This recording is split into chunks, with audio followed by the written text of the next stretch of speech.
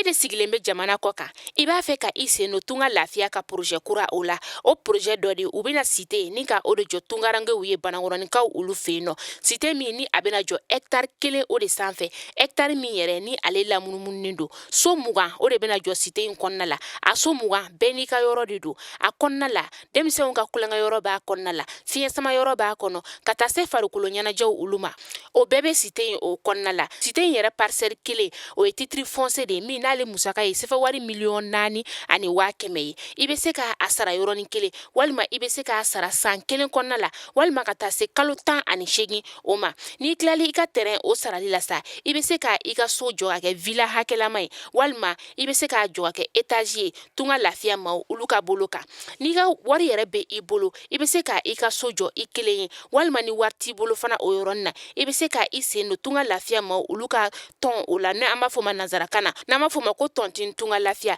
walasa ka se ka I ka so ale jɔ cité o kɔnɔna la o t'a bannen dɛ tunga lafiya ma o bɛna tila ka immeuble fana jɔ cité in kɔnɔna la immeuble min n'i bɛ se ka appartement o san chambre 3 de b'a kɔnɔna la ale ni salon 1 a musaka bɛ t'i jɔ sefa wari 15,000,000 la ka taa se sefa wari 17,000,000 ma I bɛ se ka o fana sara dɔɔni fo ka taa se san 2 ani tila ma.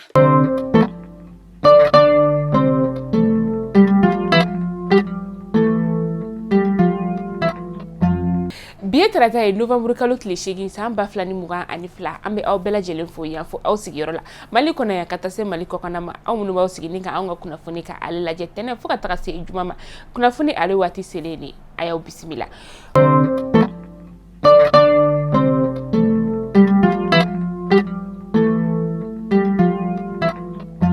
Kunnafoni daminɛla bi an ka ministre ɲɛma no o ye colonel Abdoulaye Maïga ye ale kɔni sen yera fɛn min ye conférence des parties de la convention ta ko 27nan ye a sen yera o la a kɔni sera Egyptikaw ka jamana o kɔnɔna la min ni Egypte jamana ɲɛma ni o ye Abdel Fattah al-Aziz ye o ye a bisimila fo ka taga se u ka gouvernement maaw ma ale ni Antonio Guterres ni ale ye Nations Unies secrétaire général ye. Dirpa ale anw ka fintigilakaw ka kunnafoni diso ye ladala u bɛ kunnafonidilaw ni ka olu wele ka se ka ɲɛfɔli k'u ye an ka kɛlɛkɛcɛ minnu ni olu bɛ kɛlɛkɛyɔrɔ la ka olu ka lahalaya ni ka o ɲɛfɔ kunnafonidilaw ye kunu tɛnɛ novembre kalo tile 7 san 2022 Dirpa ɲɛma ale ni a ka maaw kɔni tun bɛ kunnafonidilaw ɲɛma ni o ye colonel Sulemana Dambele ye a ye fɛn min da yira kunnafonidilaw olu la sa o de ye k'a fɔ ko karogɛlɛn diinɛ tigilama maa 137 u ye dankari olu la octobre kalo tɛmɛnen na ani maa 122 u ye wele lase olu ma u tilala tuguni ka u ka bolimafɛn sen 260 ni ka o minnu la u ka kɛlɛkɛmina 99 u ye olu tiɲɛ ka tila tuguni u ye mugujugu minnu ni ka a da maaw ɲɛsira la o 10 u ye olu tiɲɛ u ka dagayɔrɔ 7 u ye nin bɛɛ lajɛlen ni ka olu tiɲɛ nin baara bɛɛ lajɛlen kɛra théâtre d'opération olu fɛ min ni u kɔni ye u ka kunnafoniyaw ni ka olu da kɛnɛ kan an ka fintigilakaw ka kunnafoniya o kɔnɔna la hali sisan nɔ a yirala k'a fɔ k'u to karogɛlɛn diinɛ tigilamaw olu kɛlɛli la waati min na an ka fintigilaka maa 10 bɔɲɔngo olu kɔni jogina nka an ka fintigilaka kelen o ma bɔnɛ a nin na karogɛlɛn diinɛ tigilamaw olu kɛlɛli kɔnɔna la hali sisan nɔ Dirpa ale ɲɛma a ye kunnafoniya tɔw ni ka o da kunnafonidilaw olu kulo kan min n'a y'a yira k'a fɔ ko octobre kalo tile 30 tɛmɛnen san 2022 u ka sɛgɛsɛgɛliw kɔnɔna la a yirala k'a fɔ ko maa 3 bɛ yen nɔ ni olu kɔni tun suguyama la kodɔn olu minɛna cathédrale ale yɔrɔ la min ni u minɛna ka maramafɛnw ni a minan tɔw ni ka o to u bolo u ye olu kɔni ni ka olu tiɲɛ ka tila tuguni ka téléphone ni o ye bolola téléphone 12 ye o tun bɛ u bolo u n'u bolola minan tɔ u ye olu bɛɛ lajɛlen ni ka olu tiɲɛ ka tila tuguni octobre kalo tile 8 tɛmɛnen san 2022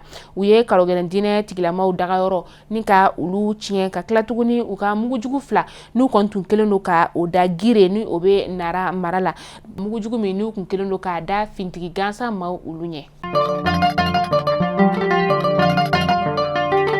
Comatex ale san fila de kɛ n'a tɛ ka baara kɛ ni wagati na Chinois ka cakɛyɔrɔ bɛ yen nɔ ni o ye Covec ye ale de kɔni tun kelen don ka i ni da Comatex kan ko fo a ka Comatex ni ka ale feere nka an ka jamana marabagaw ni Covec kɔni u ye sigi ka kuma ni ka olu kɛ yan'u ka se kiiri tigilamaw olu ka bolo kan u ye bɛn ka fɔ ni ka o kɛ a yirala ka fɔ ko Comatex baarakɛla minnu bɛ yen nɔ ni olu tɛ baara la a bɛ san fila bɔ u ka saraw kɔni bɛna di u ma wa Comatex yɛrɛ ale bɛna baara daminɛ janvier kalo nata in na san 2023.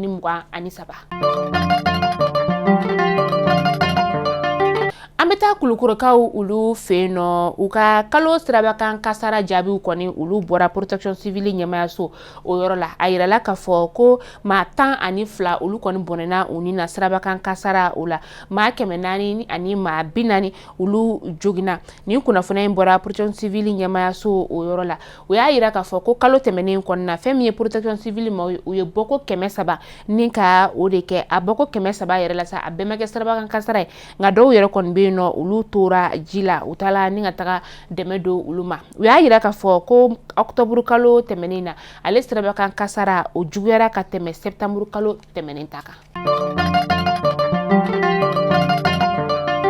An bɛ taa kɔkan kibaru la an bɛ taa Senegalikaw olu fɛ yen nɔ u ka kunnafonidila dɔ bɛ yen nɔ ni ale bɛ wele ko Papa Ale Ɲanga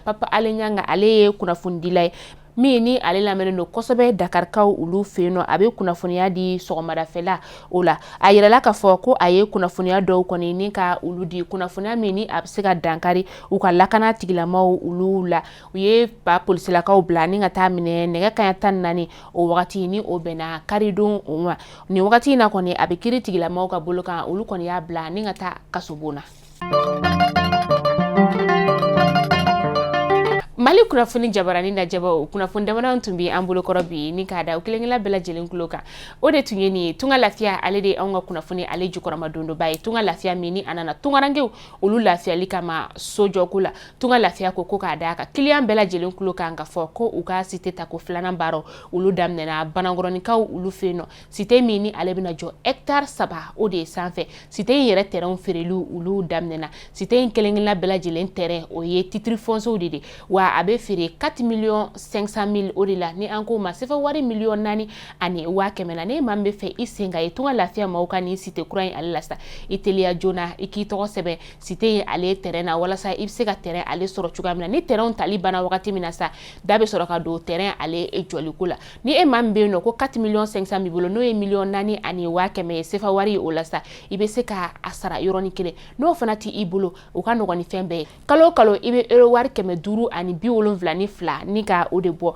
ni o bɛ bɛn sefa wari 75 ni dɔrɔmɛ 40 o de ma i b'o sara kalo kalo san kelen o kɔnɔna la tunga lafiya kɔni y'a dabɔ aw ka lafiya aw minnu bɛ tunga fɛ aw ka bɔ tunga la dɔrɔn ka na aw ni ka so ni ka o jɔni sɔrɔ ba maliba kɔnɔna la ka sɔrɔ aw ni maa sɔn ma se ɲɔgɔn ma an n'aw ka denbaya si ma se ɲɔgɔn ma tunga lafiya n'a bɛ fɛ ka u lasɔrɔ kunnafoniya la sa u ka numéro de téléphone n'u ka numéro de WhatsApp ye o bɛ sɛbɛn anw ka kunnafoni ale kɛrɛfɛ a ye wele lase u ma walasa aw bɛ se ka kunnafoniya caman ni ka o sɔrɔ aw k'an bɛn don n'a nataw la kunnafoni kuraw olu kɛnɛ kan.